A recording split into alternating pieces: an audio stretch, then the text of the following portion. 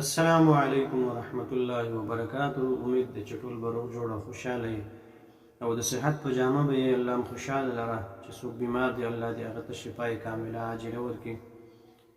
د اخیری زمانه مبارک پیغمبر علیه السلام مبارک چې کومې پیشنګویانې ورکړي دي کوم حدیث راغلي د هغې نه تاسو ته یو درې څلور حدیثونه ذکر کوم، نو مهرباني وکړئ دا ویډیو پوره وګورئ او که خوښه مې ملګرو سره هم شیر کړئ چې څوک ترې څه فایده حاصله کړي.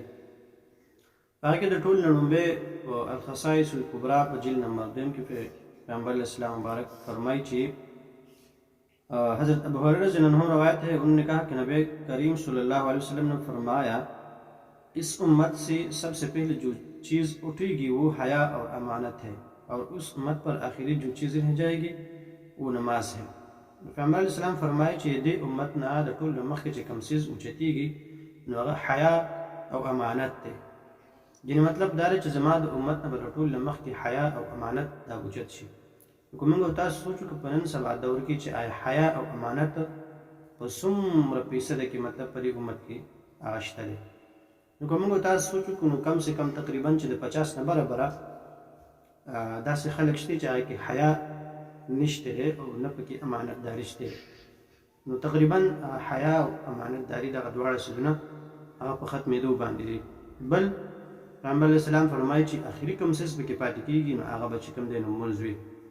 نو الحمدلله دې دور کې مسلمانان ډېر خلک لمونځ کوي، خو لیکن حالات داسې طرف ته روان دي چې هغه لمونځ هم په ختمېدو دی. او بیا خاص کر پیغمبر علیه السلام فرمایي چې په منافق سړي باندې د ماسخوتن او د سحر لمونځ ډېر ګران، نو په دې یخو شپو په دې یخې یخنۍ کې چې کوم دی نو زیاتره داسې خلک وي چې هغوی دغه لمونځونو ته نه راځي او هغه لمونځونه نه کوي. نو کوشش کوئ لمونځ کوئ، دا ځکه د انسان دپاره د عبادت کې د ټول نه لومړی او اهم عبادت دی. پیغمبر علیه السلام فرمایي که چېرې د یو انسان د لمونځ حساب کتاب صحیح و باقي عمل به هم ټیک وي، که چېرې د لمونځ حساب کتاب یې خراب و نو باقي عمل به هم خراب وي. دویم نمبر حضرت سعد رضی اللہ عنہ سے روایت ہے، انہوں نے کہا کہ نبی کریم صلی اللہ علیہ وسلم نے فرمایا قیامت قائم نہ ہوگی حتیٰ کہ ایسے لوگ ہوگے جو اس طرح اپنی زبان سکھائے گی جس طرح گائے اپنی زبان سکھاتے ہیں. نبی علیہ السلام فرمایي چې قیامت به تر هغه وخته پورې نه قایمېږي تر څو پورې چې داسې خلک پیدا نه شي لکه څرنګه چې د ځناور د غواګانې وغیره خوراک کوي او هغه انسانان به هم دغه رنګې خوراک کوي. نو دا ضروري نه ده چې انسان د بالکل د غواګانو د ګډو بیزو په شانې شي په څلورو خپو د روان وي هغه شانې خوراک دې کوي، نه، لیکن د هغې هغه طرز و طریقې به کوي. لکه نن سبا دور کې تاسو وګورئ شته داسې خلک چې هغې ما خپله لیدلي دي، موږ ورغلي یو داسې په ولاړې به خوراک کوي، داسې ټیبل به یې لګولی په هغې باندې به خوراک مرک کښي په ولاړې به بس لګیا وي. نو دا دغه د ځناور خوراک دی که نه، ضروري نه ده چې ته مطلب بالکل ته د غوا په شکل کې جوړ شي یا د غوا غویي په شکل کې د جوړ شي هغه شانې خوراک دې کوي. لکه دا اوس نن سبا دا زیات خلک دا چمچو ممچو سره خوراک کوي، لکه ساده طریقه ښه مزېدار په لاسو باندې خوراک کوي. نو دغه هغه د ځناورو طریقې دي او دا هم په دې زمانه کې هغه چې کوم دی نو سره موجود دی. بل حضرت انس رضی اللہ عنہ سے روایت ہے، انہوں نے کہا کہ نبی کریم صلی اللہ علیہ وسلم نے فرمایا آخری زمانے میں عبادت گزار لوگ جاہل ہوگی اور قاری فاسق ہوگی. نبی علیہ السلام فرمایي د انس رضی الله عنه روایت دی چې په اخره زمانه کې به چې کوم عبادت گزار خلک دي دا به څه وي، جاهلان به وي، د علم نه به خبر نه وي. ټیک ته عبادت به کوي خو په سبب پوهېږي نه. غریب بچی ته 2-3 ورځې تبلیغ کې تللی وي او بیا به نور په څه پوهېږي نه، عبادت به کوي خو لیکن وي به جاهله، مسایل به د ځان نه بیانوي، وروره غټ دغه به وي او امیر صاحب به وي. نو داسې نه دی کول پکار. خپله مونږ لیدلي داسې امیران دي چې هغه وروره ته به چې بس د علم کړی د مکمل د ځان نه حدیثونه جوړوي، نو دغه هغه جاهله وي. پوه شئ. بل د دغې زمانې قاریان به چې کوم دي دا به څه فاسقان وي. که تاسو ډېر لیدلي به وي داسې قاریان، ما به خپله لیدل، الله دې موږ معاف کړي، حفظ هم کړی الحمدلله، عمل کولو توفیق دې په الله راکړي. نو ډېر داسې قاریان دي چې وروره ګیرې به خري مکمل الټه به خري وي به قاري. که د مصر قاریان تاسو وینئ نو هلکه مطلب څه پابندي ده، د هغې ښه یو طریقه شتې د هغې دپاره څه لیسنس وغیره جوړوي هغه جوړ کړه، یا مطلب که نشي بالکل هغه پابندي نو ځه نو هغې کې زمونږ د دې خلکو د پاکستانو هم چې کوم دی نو ما داسې قاریان لیدلي چې ګیرې به خري او هغه سره ټوپۍ به سره کړي.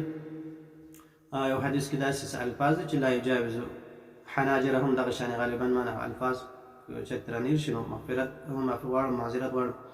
نو مرۍ نه به ښکته نه ځي، مطلب داسې دغه دی که نه، تاسو ته بعضې خلکو ته به پکې معلوم وي.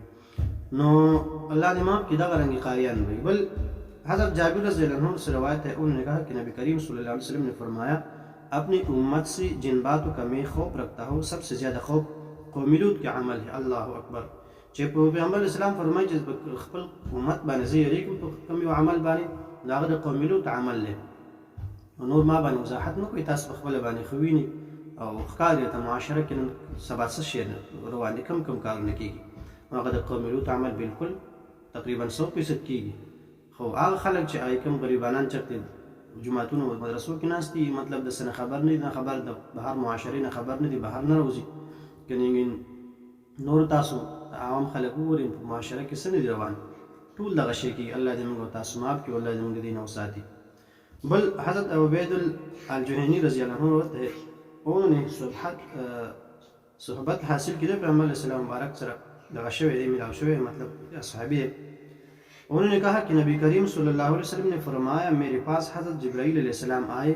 انہوں نے کہا کہ آپ کی امت میں 3 عمل ایسے ہوگی جن کو ان سے پہلے امتوں نے نہیں کیا.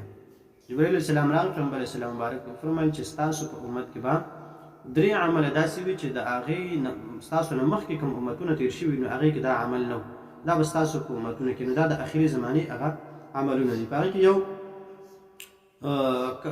کپن چې پټۍ د هغه خلک، بعض داسې خلک شته چې هغې کپنونه پټۍ، نو اوس هم زمانه کې شته داسې ویډیوګانو وغیره کې لیدلي سوشل میډیا باندې چې هغه بالکل کپن چور ته ویل کېږي. 2م نمبر خود کو موټا بنانا، لکه ځان په غټۍ، مطلب باډي بیلډینګ کلبونو کې تاسو وګورئ خلک دې دپاره روان دي او مسلې جوړوي، سینې دغه کې جوړوي، دغه خلک دا ټول نو خپل ځان غټ جوړوي. 3م نمبر اللہ دے معاف کی عورت کو عورت سے جمع کرنا، چې ښځه به د ښځې سره کوروالی جمع چوته کوي. نو کوروالی هغه شی نشي کولی څنګه چې نارینه او زنانه کوي، خو لیکن بیا هم د یو بل نه هغه لذت او هغه شهوت پوره کوي. دا د نن سبا دور کې بالکل شته دی. الله دې موږ او تاسو وساتي.